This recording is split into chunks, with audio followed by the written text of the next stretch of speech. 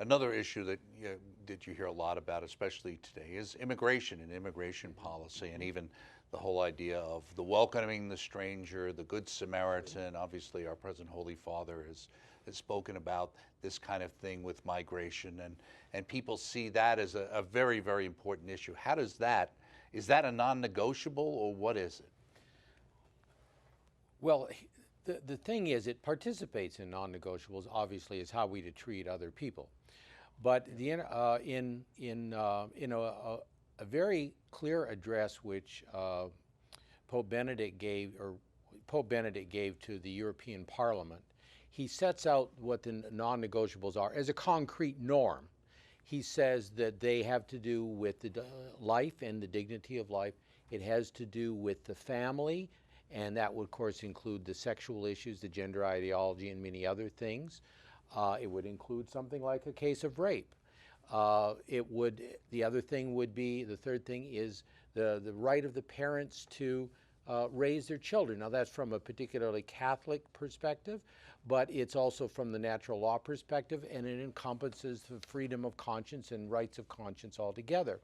But within that, you can also then distinguish strata, because obviously, as both of our fathers have said, to take the life of the person, that's a direct thing. If I kill you, you're dead. Now, providing good health care, if you die from health care, bad health care, there's no single cause, and there's unlikely to be morally a direct cause unless the doctor or the nurse is going around and euthanizing people. There's a lot of failures there, maybe failures of you going to the doctor in a timely fashion, or failure of the doctor acting timely, or of the therapy, it's experimental. There can be all kinds of reasons that your health care fails you. It's not an immediate and direct cause of killing, and therefore, yes, the protecting the life and providing the health care is important, but the taking of a life directly and immediately is an intrinsic evil. And there's where the church makes the difference in strata.